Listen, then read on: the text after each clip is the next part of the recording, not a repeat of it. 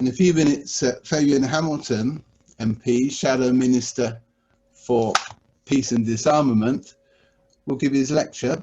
But first, I'd like to ask Bruce Kent, who is Movement for the Abolition of War outgoing president, to say a few words about MAW.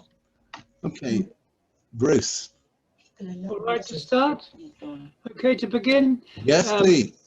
I've been asked to say a few words to start with. I hope this isn't too long. This is the 20th Remembrance Lecture we've had. All come from great people. Today, Fabian Hamilton, the Labour Party, who shortly will be in a key position to change things for the future. MAW can trace its origins back to 1999 and the great international Hague Peace Conference, which would probably not have happened but for the energy, imagination and organising skill of Cora Weiss and Colin Archer, who was then the secretary of the IPB.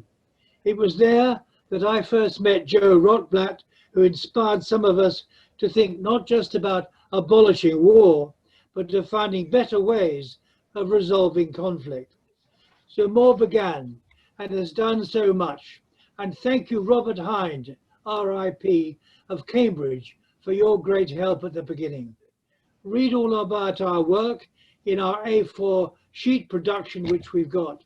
I can't thank our MAW officers and executive enough, and all those who have worked so hard and for so long on music, on poetry, on school visits, on youth activity, on peace trails, on and on and on. This is such an encouraging time. Thanks to ICANN and its many supporters like CND and more, on January the 22nd, nuclear weapons in any shape or form will be illegal in 3/4 of the world. That isn't the end of war, but it's a big step forward. So too is the condemnation by Pope Francis of the very possession of nuclear weapons, as well as of the massive amounts spent now on global militarization. That's probably enough from me. Tim isn't asleep yet. I look forward to a great talk and to a great AGM in a few weeks' time, and to Professor Paul Rogers, outstanding and hopefully will be new president. Ending the scourge of war. That's how the United Nations Charter starts. Let's make it happen. Thanks very much, Bruce. If we were all in one room together, you would be getting lots and lots of claps, but thank you. Okay, I'm just going to mess about here and do that. Sorry. Okay. One of the rare advantages of living through a worldwide pandemic is that we haven't all had to travel down to London to come to the lecture. To a greater or lesser degree, we've all learned how to master the digital technology. One of the key worries for anyone organising an online event is, will the speaker manage it? Are they technically proficient? That was one worry I didn't have about our speaker, Fabian Hamilton, once I discovered from the always completely accurate Wikipedia that his CV included being a computer systems consultant with Apple Macintosh. You may know he's been an MP for North East Leeds since 1997. You may not know he's been conducting online MP surgeries with his constituents since 2008. So he is well on top of the technology. He was appointed Shadow Minister for Peace and Disarmament in November 2016 by Jeremy Corbyn and continues in that post under the leadership of Keir Starmer. The appointment was, alas, not greeted with enthusiasm by all sides of the House. Sir Gerald Haworth MP said, "It's a complete absurdity to appoint a Minister for Peace." Now, I expect that's a view which many of us do not share. It's my great pleasure to invite Fabian to speak on peace building in the post-COVID world. Over to you, Fabian. Thank you so much, Tim. And I can't believe that November the 7th has arrived already. It seems no time since you came to my home in Pudsey. We both live there, Pudsey near Leeds, back in April, I think it was, to hand me the formal invitation. I was very flattered and honoured. And it's a delight to be with you today with 87, is it 87? Yeah, 97 other people. Thank you all for turning out online. I guess it is a bit easier than making your way to London if you don't already live there. Thank you to Bruce. You've always been an inspiration to me and so many millions of other people, Bruce. Thank you for that lovely introduction to this afternoon. It's good also to see old friends like Carol Burns, like David Midgley, like Paul Rogers online here with us today, and many, many others. I hope that my lecture this afternoon is going to be of interest, and I'll very much look forward to our discussion after I've given it. And just a word about the background. I think this is Roundhay Park behind me. I am very fortunate as the MP for Leeds North East to represent Roundhay Park, one of the most magnificent parks anywhere in the United Kingdom. So, as Tim kindly said, my name is Fabian Hamilton. I am Labour's Shadow Minister for Peace and Disarmament, a post which at the moment only exists in opposition. You've heard him quote, Tim quote Gerald Howarth, the former Conservative MP for Aldershot, saying that this is completely absurd. I hope he's in a very small minority in thinking that.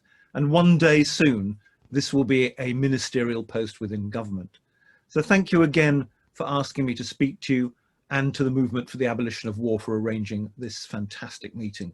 It is such a shame we couldn't be together in person today, but I'm glad we could go ahead online so I could hear your thoughts and answer some of the questions you will have about peace building in a post-COVID world. Now, as Tim said, I was appointed Shadow Minister for Peace and Disarmament by Jeremy Corbyn. Actually, it was in October 2016. I don't know why it says November online. And I was delighted to be asked to continue in this role by Keir Starmer when he was elected as leader of the Labour Party in April of this year. Keir called me personally and asked me, told me how important he thought peace building would be as part of his long-term vision for the Labour Party and how Britain behaves on the international stage. Now, as part of Labour's Shadow Foreign Office team, I work closely with the Shadow Foreign Secretary, Lisa Nandy, and I lead on issues relating to arms control and the non-proliferation of nuclear and conventional weapons. Whilst our discussion today is going to focus on this aspect of my role, I'm also responsible for a selection of geographic areas where a peace agreement is being implemented or attempting to be implemented. Countries such as Colombia, where trade unionists and peace activists are targeted daily by militias, and Cyprus, where Turkish involvement and its occupying troops are hindering the reunification of the island and a permanent peace deal. Those are areas I'm also responsible for. It's an enormous honour to serve on the Labour front bench in a role that could have such a direct effect on millions of people around the world and the threats of violence that they face every single day should Labour win the next general election. And I'm convinced that to win at that election, Labour must make peace a priority for its foreign policy. And to do this, we need to make the case for conflict resolution and diplomacy over escalatory rhetoric and brinkmanship. Peace building should not be allowed to fall by the wayside as the world battles coronavirus. As we all know, every day it becomes increasingly clear that we cannot go back to business as usual after this pandemic, where conflicts are allowed to claim the lives of innocent civilians across the world and the proliferation of nuclear and non-nuclear weapons rages on. And if this is allowed to happen, much of the brilliant work done by activists and NGOs around the world will go unnoticed, and the change that we so desperately need will simply not happen. But I think the work on disarmament has to start at home. As we're one of the oldest parliamentary democracies in the world, we're well placed to make this happen.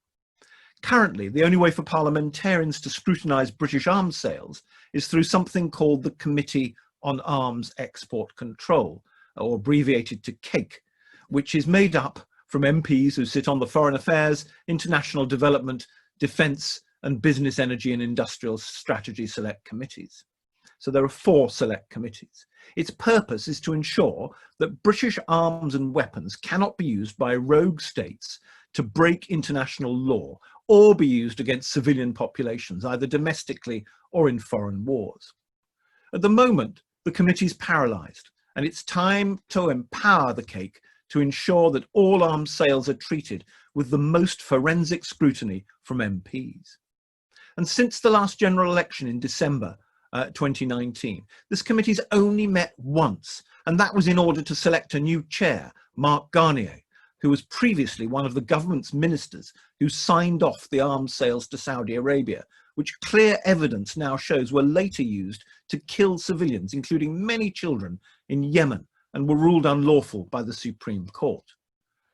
In such a volatile and unpredictable world, the work of this committee has never been more important. And to be effective, I believe it needs parity with other select committees in order to ensure that its voice is heard and MPs can commit enough time to the vital work it does for world peace.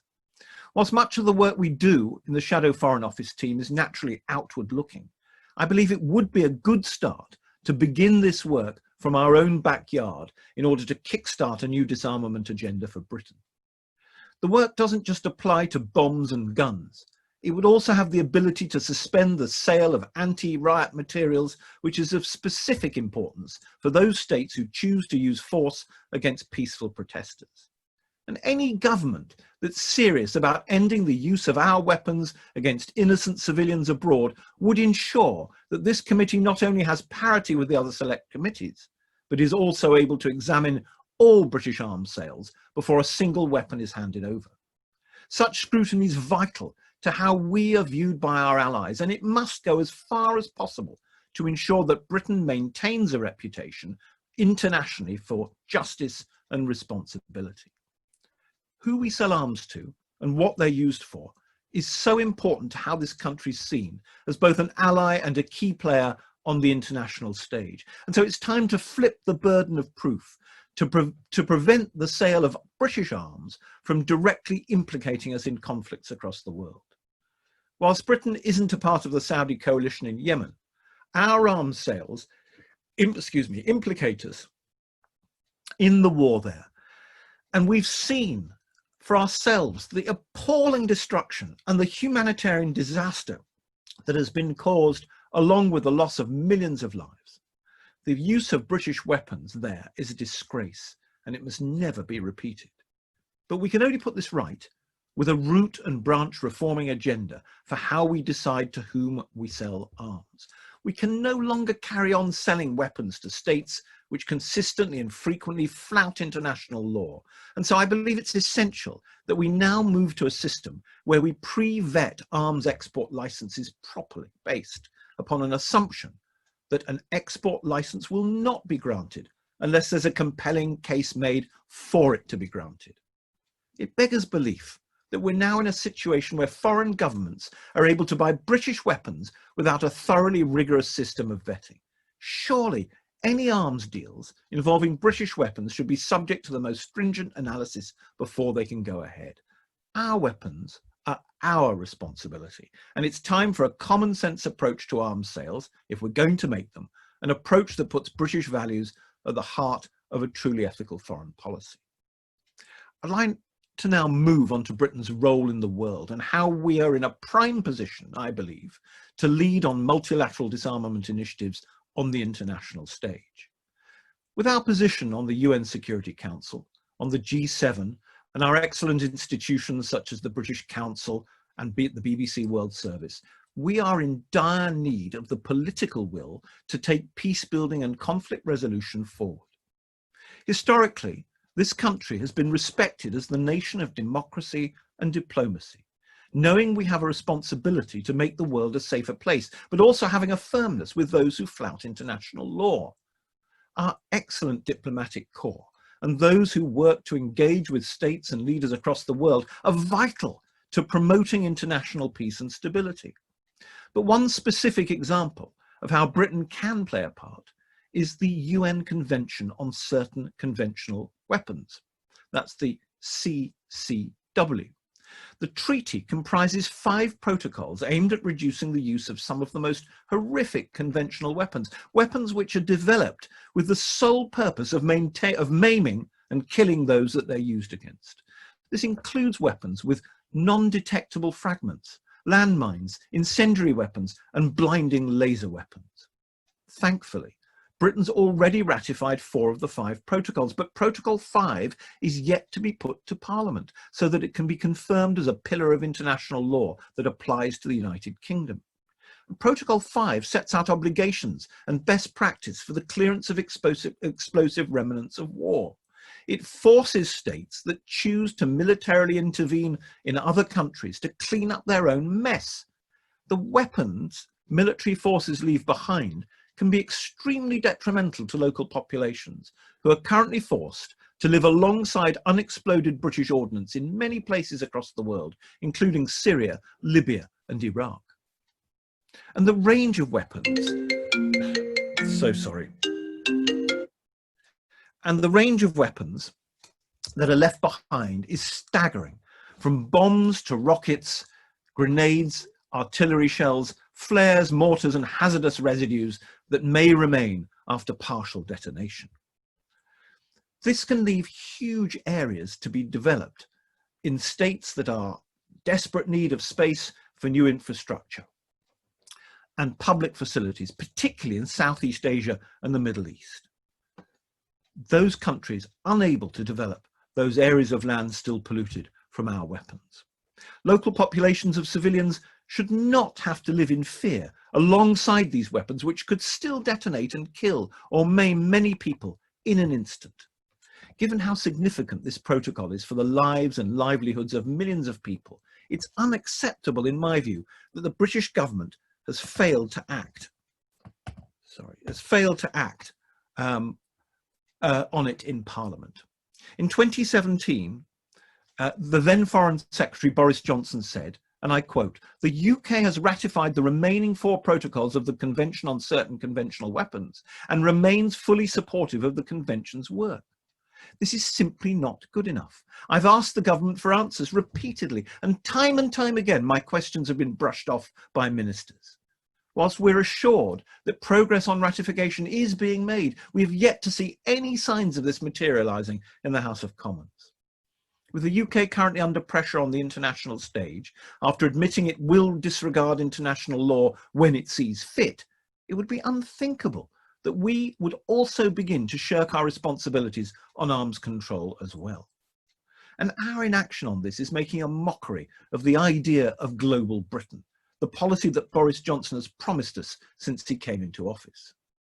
Since the protocol came into effect in 2006, there are now 95 state parties to the agreement, including our close allies, the United States, France, Germany, Canada, the Republic of Ireland, and Italy. The UK must not be left behind, and the UK's commitment to arms control initiatives like this cannot be allowed to fall by the wayside. We know that Protocol 5 would have potentially major consequences for previous military interventions from which many states have now withdrawn.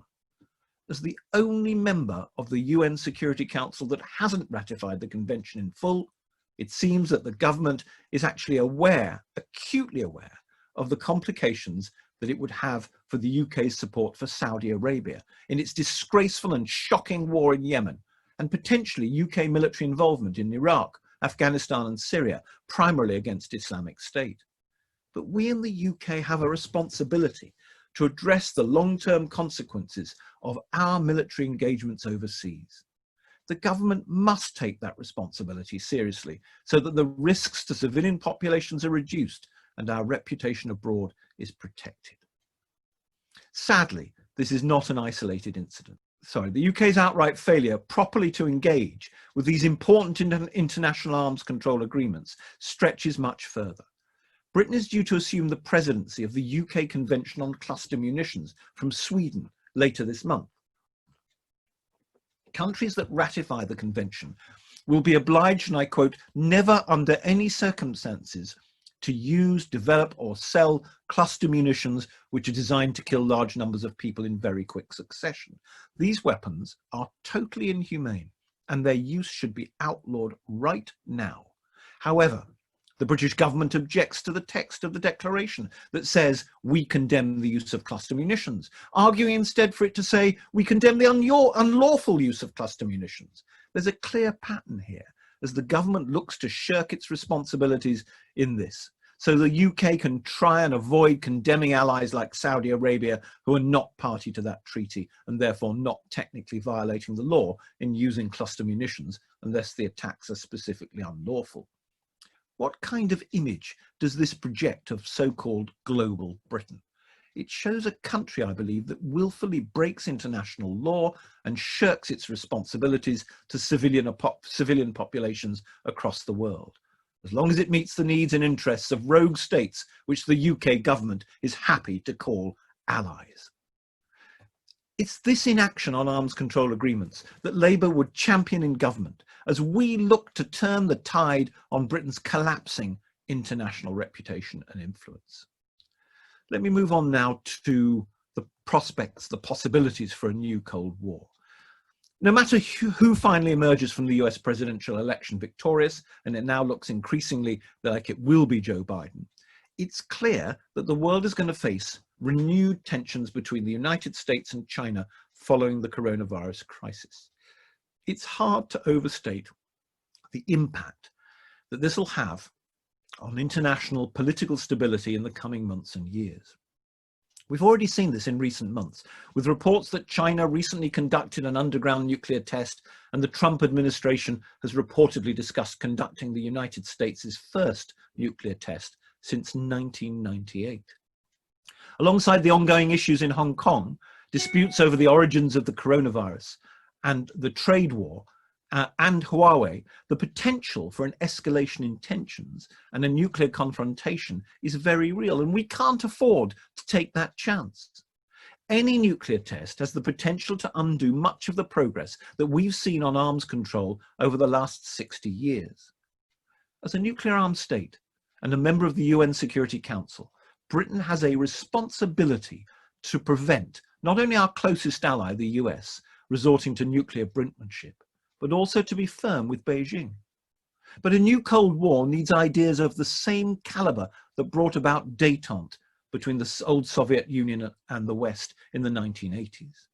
Britain has to make it clear that nuclear tests conducted by any nation would be a disaster for all nations, as well as international peace and stability. And any suggestion that brinkmanship would force China and Russia into a new arms control treaty is a complete and utter fallacy.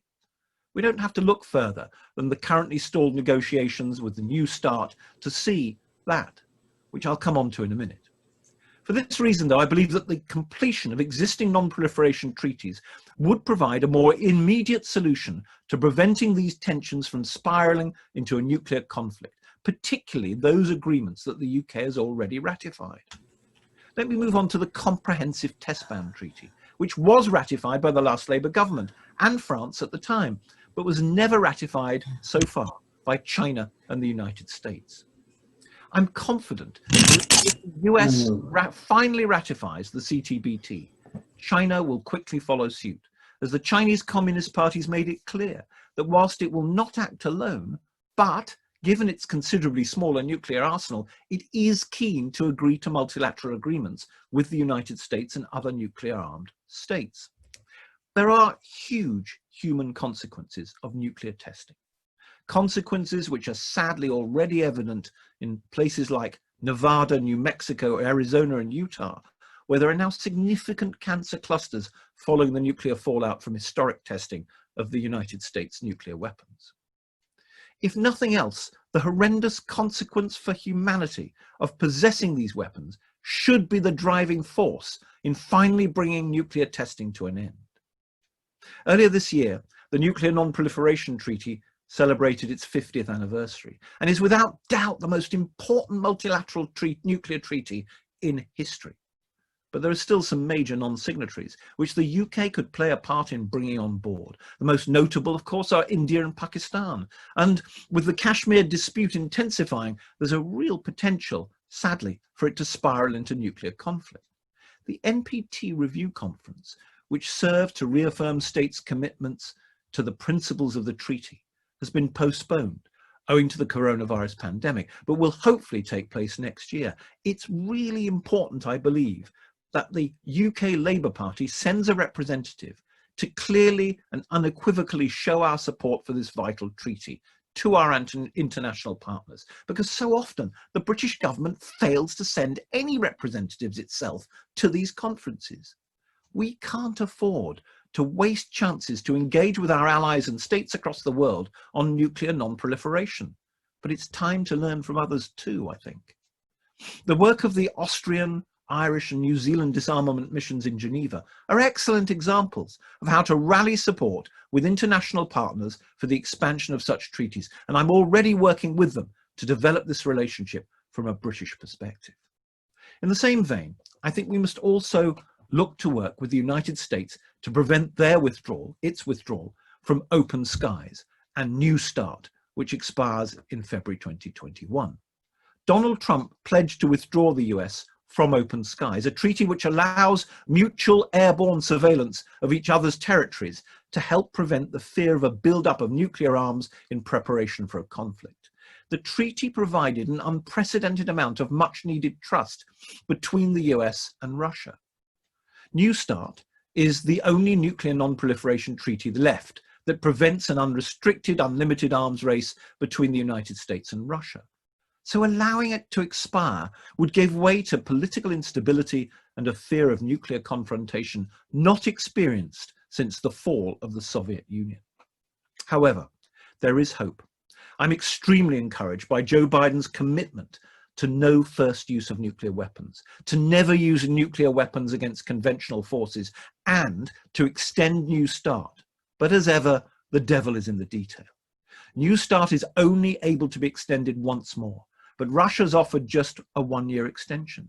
I fear that this would not be enough time to negotiate a new nuclear disarmament treaty of anywhere near the same caliber, one that places explicit limitations on the number of nuclear warheads either party is able to have. In a Biden administration, I believe competence will run deep, and it must look to extend the treaty for the maximum 5 years so that a new treaty can be negotiated fully before the old one expires. And this is the only way extension of New START will mean anything in practice and actually have the ability to bring in third parties, primarily China, into any new agreement. In the event of a 5-year extension, the United Nations could fill the void left by New START when it eventually expires, bringing in other countries and playing to its strengths on independent verification and compliance, which all nuclear armed states, I believe, would respect. From their recent and somewhat surprising support for the Arms Trade Treaty, we know that Beijing agrees with this analysis too, as it looks to fill the void in leadership left by the US in recent years. There are details on the definitions of what constitutes a warhead and negotiations ongoing around missile defense systems and nuclear delivery vehicles. But the future of New START looks much brighter now than it did a week ago. Our allies and partners in Asia have also recently warned that they mustn't be put in a position where they're forced to choose between China and the United States, and a reversion back to spheres of influence we saw between Eastern and Western Europe for decades following the Second World War. Any attempts to economically contain China will cause severe financial damage to the region, which could allow China to expand its political influence following the austerity and socio-economic deprivation that would inevitably follow. However, the withdrawal of the US military from the region would leave South Korea and Japan exposed and could force their hand in acquiring nuclear weapons in the name of self-defense. So that's why a new nuclear agreement that includes China is so key to preventing any possible future conflict. The Chinese Communist Party perceives multilateral agreements negotiated by a few powerful nations, including bilateral agreements such as New START, as hegemonic.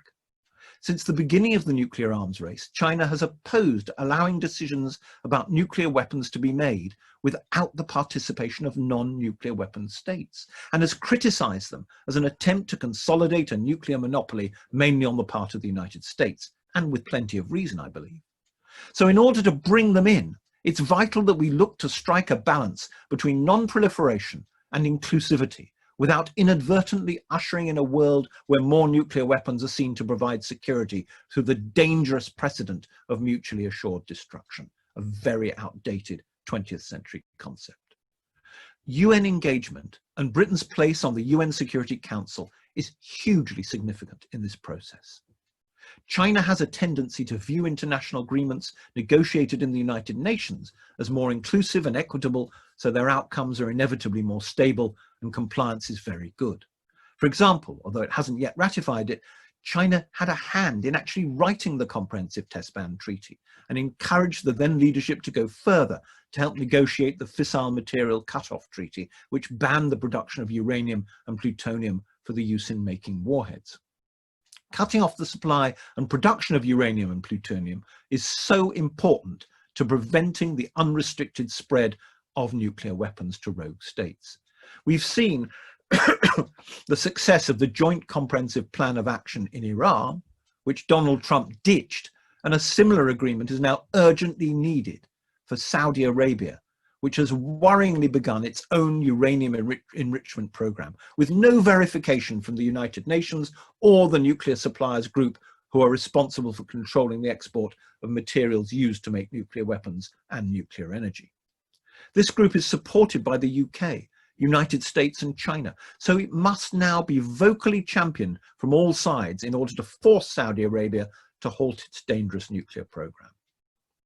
Let me end now with some more hopeful news, because it's not all doom and gloom. To give it its full name, the United Nations Treaty for the Prohibition of Nuclear Weapons, to which Bruce alluded earlier, it would outlaw the possession of nuclear weapons by any state. Now, you may not know this or be aware, but I was the only representative of the United Kingdom at the initial negotiations that started in March 2017 in New York at the UN.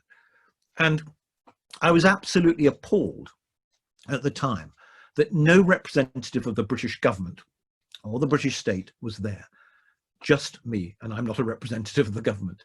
But it was really uplifting to listen to the discussions, to meet with ICANN and all the other groups like CND who were present and who were represented. And we had some very constructive meetings on the margins and the fringes of those discussions in New York. I'm absolutely delighted that on the 22nd of January next year, the treaty comes into force. And as Bruce said, 75% of the world's nations will be bound by it as an article of international law. It's clear, in my view, that this treaty is the natural successor to the historic Nuclear Non-Proliferation Treaty. This hugely significant development is that the treaty was ratified by the 50th UN member state last month. So as we know, it will come into force as a pillar of international law on the 22nd of January.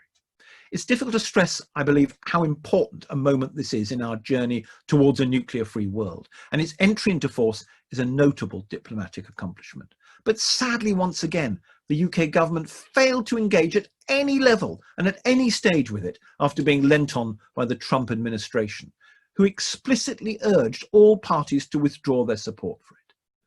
However, now it's about to enter into force. I believe the UK government should consider how this treaty can provide a new impetus towards multilateral nuclear disarmament and our engagement in it.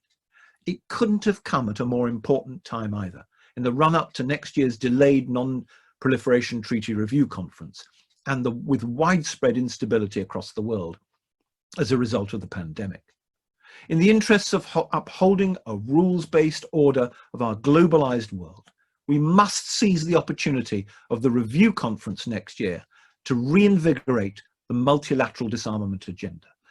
The TPNW has the potential to work alongside the NPT to encourage non-nuclear armed states not to acquire nuclear weapons for the first time, but will also need further UN-led agreements to further the prospects of a phasing out program for the nuclear armed states, along with a stringent verification initiative.